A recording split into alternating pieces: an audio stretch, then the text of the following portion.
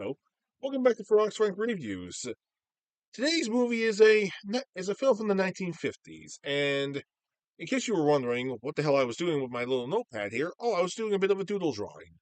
What type of doodle drawing? Well, I'll put it this way: years ago, when I was out of high school, I actually drew some nice landscape designs, but I also did this in the landscape designs. I actually put up black spires in the designs.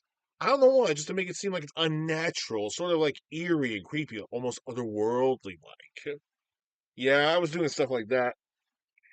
Until years later, I went to college and I was in the anime club. A colleague in the anime club saw the drawings and they mentioned a certain 1950s movie, and I didn't know what she was talking about. But then she showed me an image of what the movie was. I'm like, what? And then later on, I got a chance to see the movie, and the movie later went on my list of movies I have to review. But it wasn't. But unfortunately, I didn't have a copy of the movie for a very long time. Well, thanks to the wonderful days of the internet, I actually have a digital copy of the movie now. Via courtesy of a good friend of mine who actually had a copy himself, so he sent me a digital copy. And as for the drawings, well, unfortunately, I can't. I don't know where I put those put that notebook years ago. Yeah, that old notebook years ago. I don't know where the hell happened to it though. So instead, I drew this. Yeah, this is a representation of what I used to draw back in the day. hmm And as for today's movie, well, ladies and gentlemen, today's movie is the Monolith Monsters.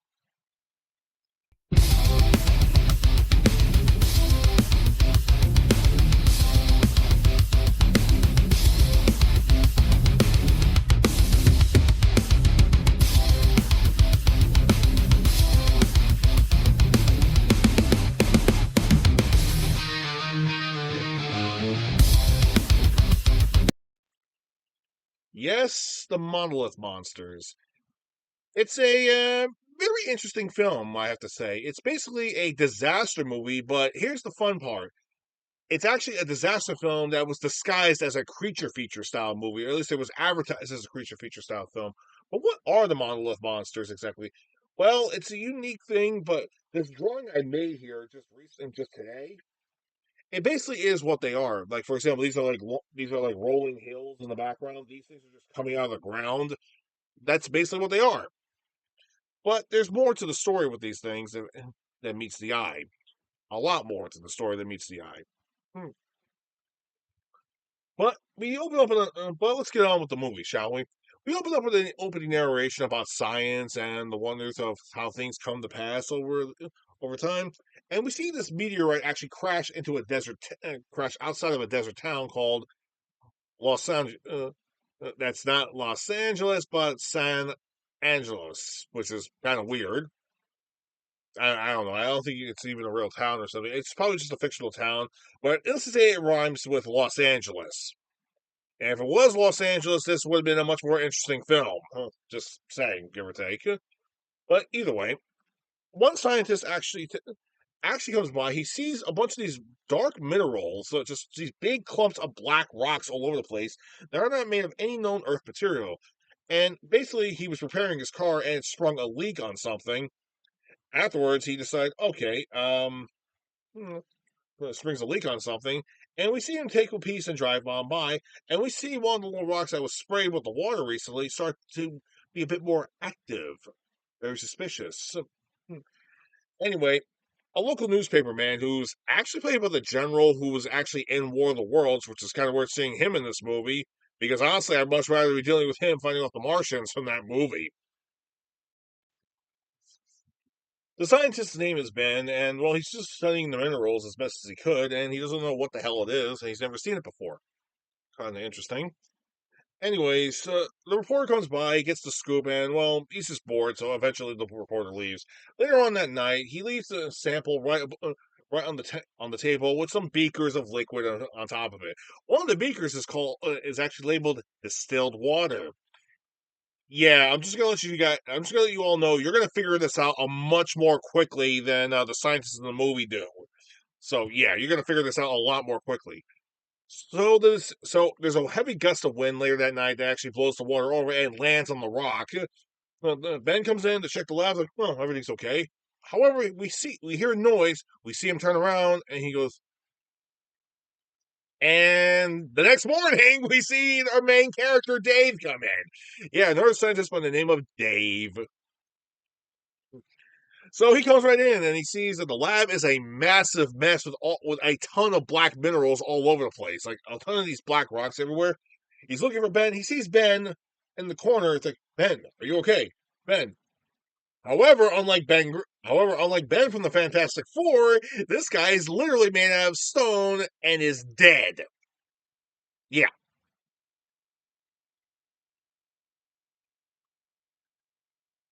I wonder if Stan Lee came up with the idea for the thing from this movie, or maybe it's just a pure coincidence that the character's name is Ben and he turned to stone. Hey, you never know. Well, either way, autopsy reveals that he's completely made of stone. They don't know how it happened. They don't know what this material is. And so David spends the majority of his time trying to figure out what this material is. The report tells him exactly what he remembered, what Ben was doing just before his sad passing. And later on, we see a bunch of kids in a field trip led by this teacher named Kathy, who's actually David's love interest. Oh, I see. We have a smoking hot teacher and a very sexy looking scientist. A hunky, sexy scientist, and we have a beautiful teacher who is now the main love interest. Hmm. I wonder who saw that coming. Seriously, who the fuck saw that coming? I mean, it's 1950s film logic. I mean, come on. Whether it's a monster movie or a disaster film, come on. Anyway, one of the girls. Anyway, a young girl actually finds one of the material rocks and brings it back home with her to her family. Kathy happens to notice it's a little bit of a weird design rock, so she pays no mind to it though. Although eventually the little girl takes it out in front of the house and tries to wash it off with water, but she drops it in the tub because her mother tells her to come in for dinner. Anyway, they figure out what. Anyway, they find out what happened to Cat. Anyway, finds out what happened to Ben, and they go back and forth on this whole subject. And she looks at the rock, and she says, "Hey, wait a minute, is it?" And she says she's seen the same type of rocks in the valley recently. And the report says, "Oh, that's weird. That's where Ben got it from." And while David puts two and two together, so David, Kathy, and the sheriff actually go head out to the young girl's farm, and it's destroyed. Yeah, it's like and there's tons of these these black rocks all over the fucking place. And they find the girl. She just walks right in, and she's just like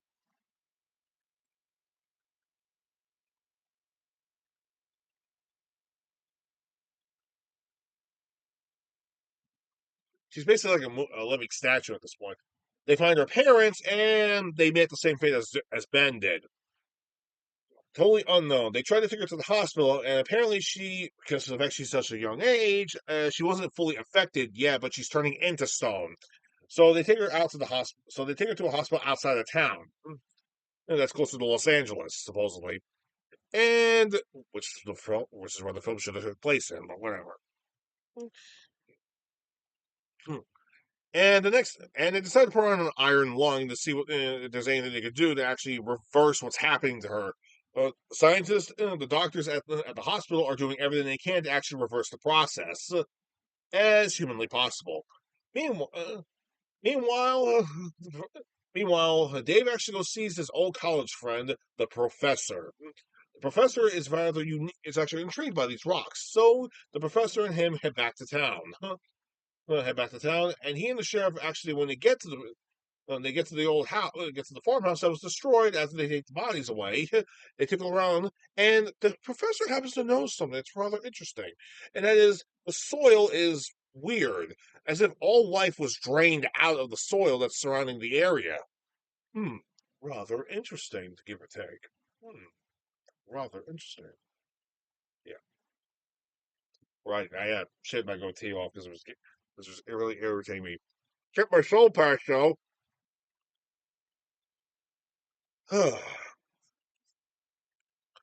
So they decide. So I'm sorry.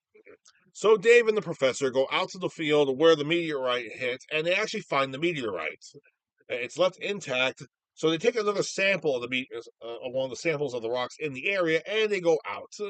go back to the main lab inside the town, do some all kinds of experiments of it. They try everything. And so much so, a storm later on that night, a storm comes in and starts downpouring the entire area. Uh-oh. We know what's happening. Problem is, they don't know what's happening. And eventually, David and the professor actually, they they decided to get some more. They decided to drink some coffee, and apparently the coffee's not enough for them. So, a chunk of the rock, basically, the professor cuts a chunk of the rock, cuts a piece of the rock, and a chunk of it went into the sink. And David pours the coffee down the sink. The remaining coffee down the sink so he can make a brand new pot. Until the professor and David happen to notice the chip that was the little chunky chip that was inside the sink starts to grow. Yeah, it's literally just like a little piece of rock, and it starts growing, growing, and then when it reaches a certain height, it topples over and shatters into pieces. They're completely dumbfounded about what they just saw. Uh, However, they happen to notice that there was a glass of distilled water that was broken, so it's possible that maybe Ben somehow got the thing. So here's what they figured out. Ben and the professor figured out, David and the professor figured out that it's water that makes them grow. They use every type of mineral based material, a fire, heat, whatever, but it's water that makes it grow, which is something we figured out a long time ago. Like, say, I don't know, the first 5 minutes of the movie. Duh. And so David put two and two together. That's probably what happened. There was a tub of water outside the girl's house, so she probably put the rock in there, and it grew to such a massive size, and then plop on the house. With David, there's some water materials inside the lab, so possibly there was a gusting wind that maybe broke the containers open, and it got hit with the water, so it grew, and then kabloosh, and then kablap, but it also drained his life for it. It also killed him in the process. How though? That's a good question. We don't know how that's even possible. But there's something that caught David's eye. The downpour that's outside. Oh, yeah. It's like, oh no, Professor, we have to go. David and the professor, what do they do? They hop in the truck and they go straight out to the meteor site. And wow, okay, there's at least over a dozen of giant black spires, like giant monolith spire. There's about maybe 40, 50, maybe over 100 feet high, even taller than that. So, I mean, honestly, some of these things could be just as big as Godzilla at this point. Keep this in mind when I say that. I'm talking about 1950s Godzilla logic. At this point, he's over 50 meters tall, which is around 164 feet, give or take. So, yeah. So, yeah, these spires have been growing bigger and bigger. And so they head back into town and try to warn everybody. Unfortunately, actually, well, first things first, he called the weather station to find out how long the rain's going to stop, and it's going to stop later on in the morning, which it does. Which, of course, it does. So eventually they'll stop growing. Okay, that should solve one problem, though. But still, a couple of things have been bothering everybody. How the hell are people dying around these things? Later on, some more people come into town, and they're somewhat stoned, and there's some and of course, the scientists figure out that these so-called monoliths are actually absorbing silicon-based materials. Silicon-based materials. Okay, so they're okay. These things are silicon, so they absorb more silicon to make them grow. Yes, and when they grow, they topple over. They topple over, shatter, and the shattered pieces grow further. Okay, that's a bit of a problem. All right. Okay, so wait, what has silicon in it? Practically everything. I mean, hell, we have silicon. How? Irons and stuff. Silicon's basically a metal material. It's like a metal. It's like a metal material. What do you think iron is in our blood? Oh, oh. So they sucked out all the iron. Wow! I think we found Magneto's weakness. Unbelievable. One question, scientist, sir. Yes, what is it? Who the hell's Magneto?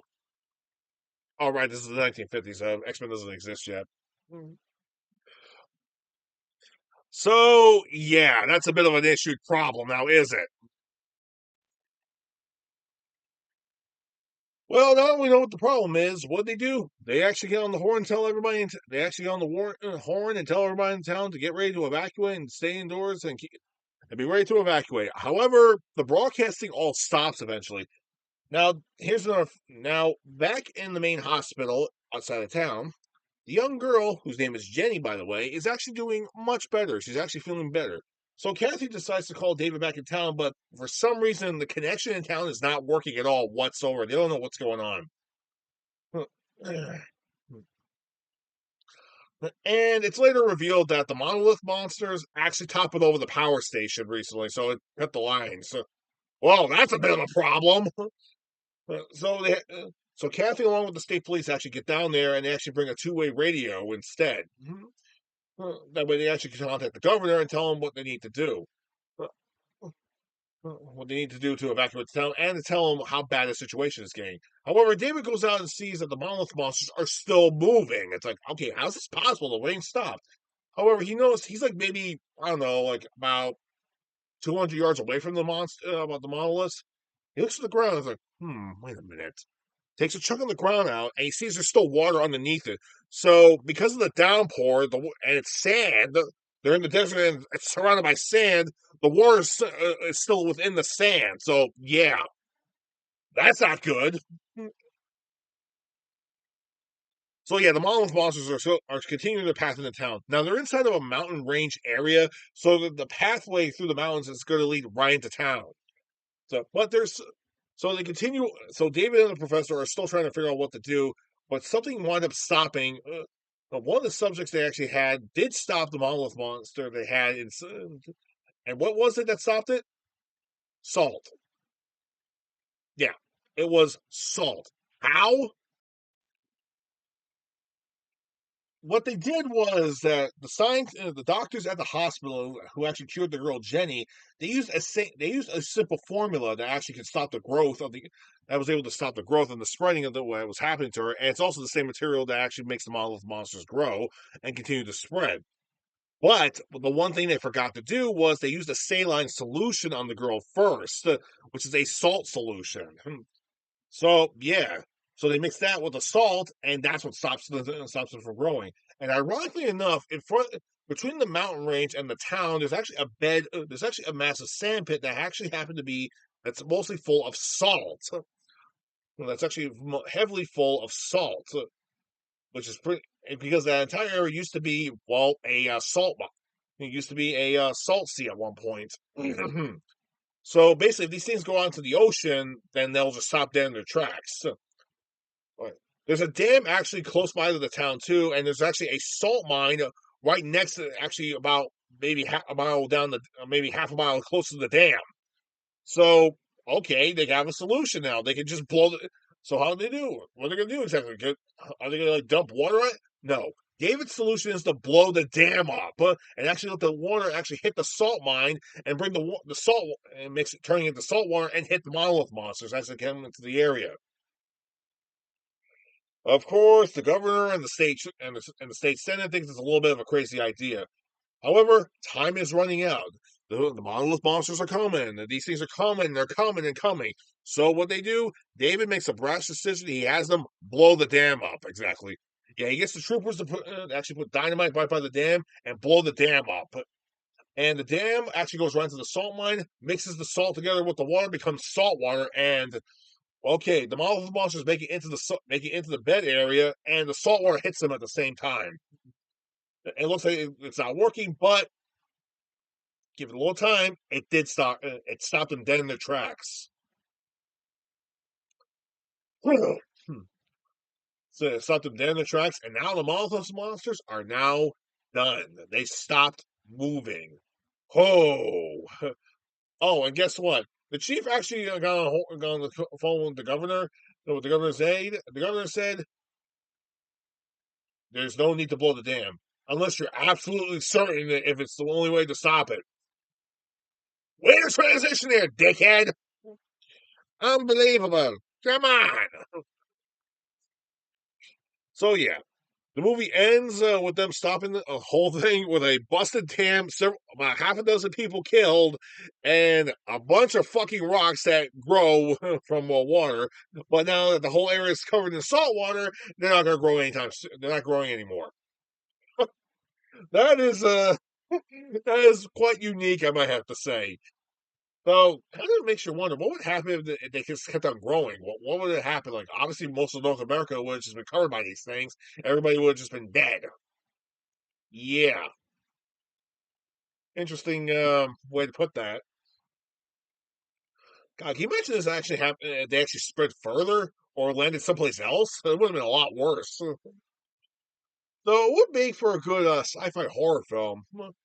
But yeah, I digress. Anyways, that is the Monolith Monsters, and it's okay. Yeah, it's a pretty decent film. I mean, it's a disaster movie practically, and it's kind of unique. And actually, it's a disaster film designed to look like a monster movie. So, kind of interesting, give or take, though. Yeah, it's not like Earthquake. I mean, come on, it's kind of like Earthquake or Twister by any means, but not bad. I think it's okay in my opinion. But also, I was drawn into the movie because of the fact of all the artwork I used to do back in the day before I went to college. And considering the fact that my artwork actually looks identical to that type of situation, made me wonder maybe I should just watch the movie. I watched it and decided to put it on my list. Or of course that was like a year, that was like months before I actually did my first episode. So yeah, there was that. And also, I didn't have a copy of this movie at all for a long time because I saw it on YouTube years ago, and I just finally got myself a digital copy last year. In fact, believe it or not, after I saw the Garbage Pail Kids film, boy, that horrible monstrosity, I decided to. One of the many movies I actually watched was that particular movie. Yeah, The Monolith Monsters is actually a film that actually calmed me down after watching such a horrific movie. So, would I recommend letting you guys watch this movie? Well, like I said, 1950s monster movies and disaster movies are kind of like hit or miss most of the time. But this movie is kind of interesting. It's a little unique, and the monoliths aren't really that bad designed. It also makes you wonder what would happen what do you think would happen? Like maybe the movie was done in an alternate way. Like say if it wasn't just a small town and they stopped it in time. But no, what would happen? What would happen if the movie actually starts off with the meteor actually hitting it? A downpour comes in and they just spread like crazy, and it's in another country, and the world's wondering what happened to this one country. And they come in and they see it, and they don't know what these monolith things are, and they don't know what these black stones are. They bring a sample back home, and it starts to spread again. So yeah, I think it would have been more interesting if they did it that way. But hey, they had to keep it contained. It's a self-contained movie.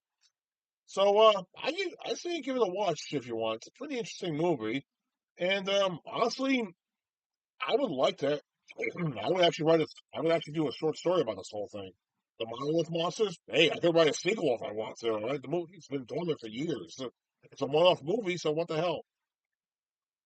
Oh, shit! I just realized something. Super Bowl is this Sunday, and none of my teams made it. And next week is Valentine's Day. Oh, gee whiz! What to do? What to do?